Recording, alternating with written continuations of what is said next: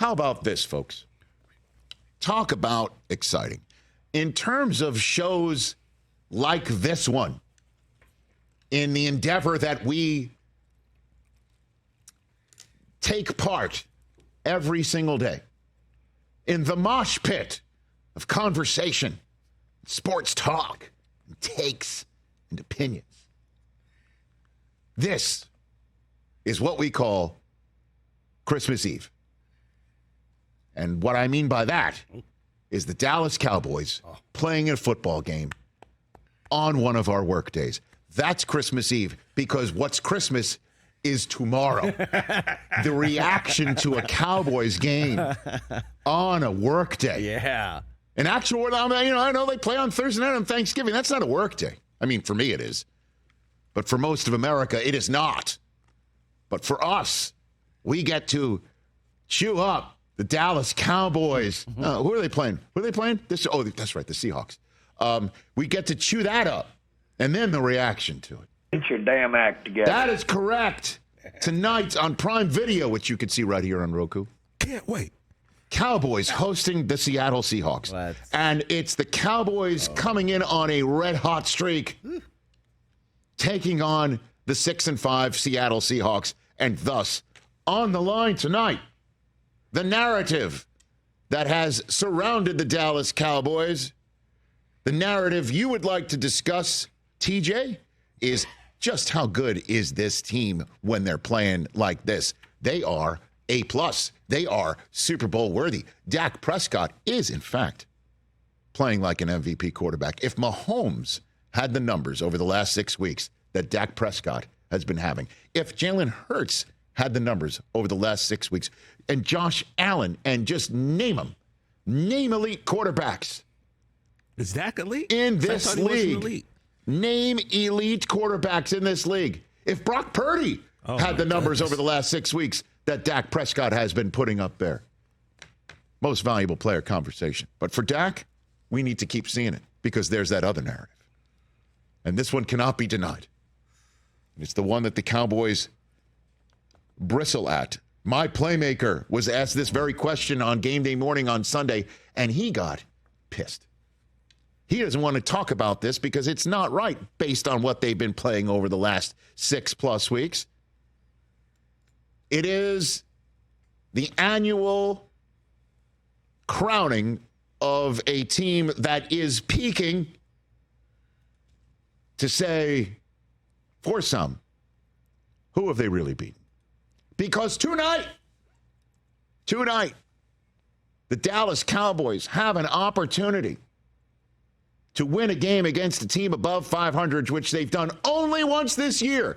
Which team have they beaten that came into their house, or they went into their house above 500? The answer is the New York Jets in week 2. That's it. When they beat New England, was New England above 500, Chris? No way. All right. The Giants couldn't have been above 500 in week 1 because, they were 0-0. And they were most decidedly 0-1 after that 40-0 shellacking on opening night. The Los Angeles Chargers were at 500 when the Cowboys came into this house and beat them by 3 just up the road from us. The Los Angeles Rams, were they above 500 in week 8? What about the Giants in week 10 and Carolina in week 11 and so on and so forth, Washington? As a matter of fact, if you think about it, the Dallas Cowboys have just tarred and feathered at home the Amtrak Acela route of the Northeast. Yep. Boston, New York, D.C. Their only missing piece is in week 14 with Philadelphia coming to town. But tonight, in advance, the Seattle Seahawks at 6-5, and I proffer to say this. When we open our gifts Christmas morning tomorrow on this program, that narrative will still be in effect, despite the Seahawks being above 500 because of the way they've played. You guys got to beat them up tonight, sir. To avoid that, but you don't care, and you shouldn't care. I don't care about the you narrative. Shouldn't care. You shouldn't care about narratives. You know what I'm going to say?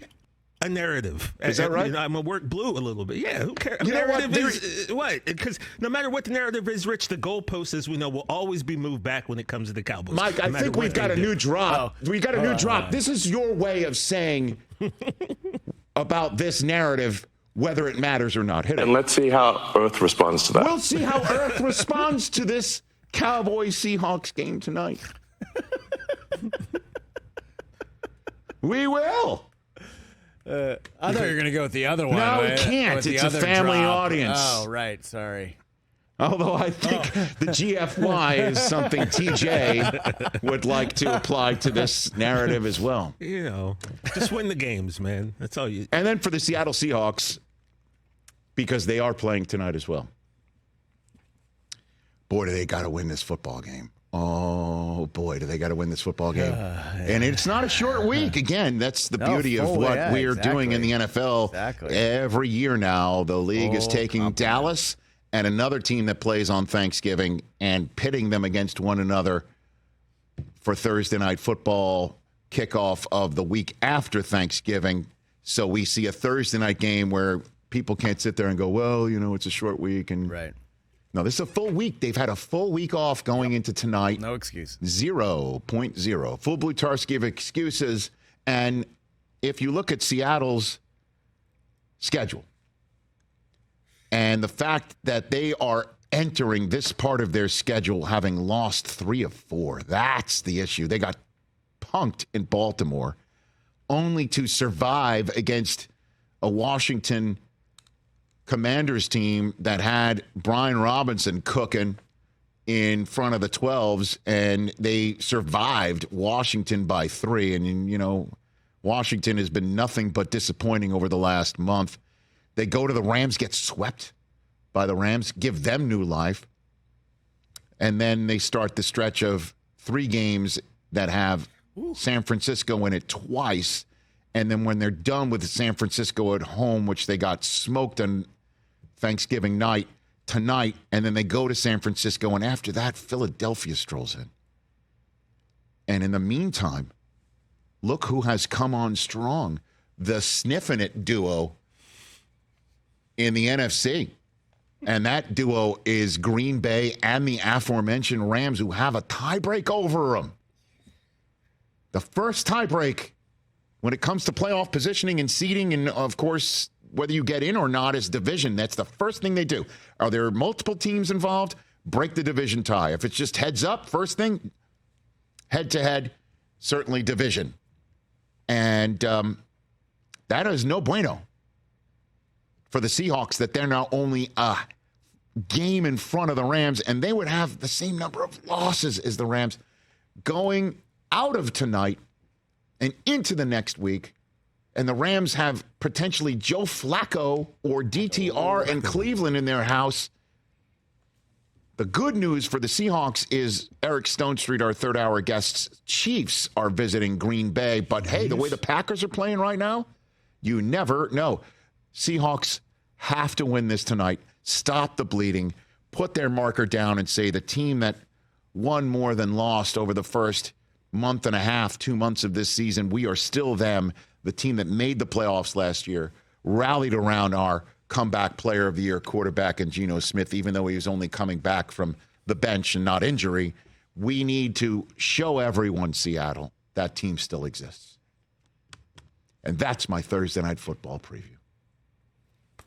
Prime Video tonight, right here on Roku. And let's see how Earth responds to that. We cannot wait to see how Earth responds to Thursday Night Football. I got what's more likely. What do you got? May I, Chris? May I? And It's It's all right. Thursday. I mean, this is excuse me. Let it rip. Excuse me. We're a group here because that's our other new favorite drop here. Everyone needs to know about us. The best thing about us, though, is it's about us. Exactly. So it's not about him. It's about us. You have it, sir. Yeah, I want to trespass on his lawn. It's you know? okay. But what's more likely? Deron Bland scores a touchdown tonight, or DK Metcalf scores a touchdown tonight? I'll go DK Metcalf. Because how many times is that guy going to pick 6? Well, How many 5 times? so I understand far. that. Geno's not looking too hot these days, man. So you say it's more likely he throws a touchdown pass to Deron Bland than DK Metcalf tonight? I'm going to take Bland tonight. I can feel it. Okay. Catch the Rich Eisen Show every single day on the Roku channel, 12 to 3 Eastern, for free.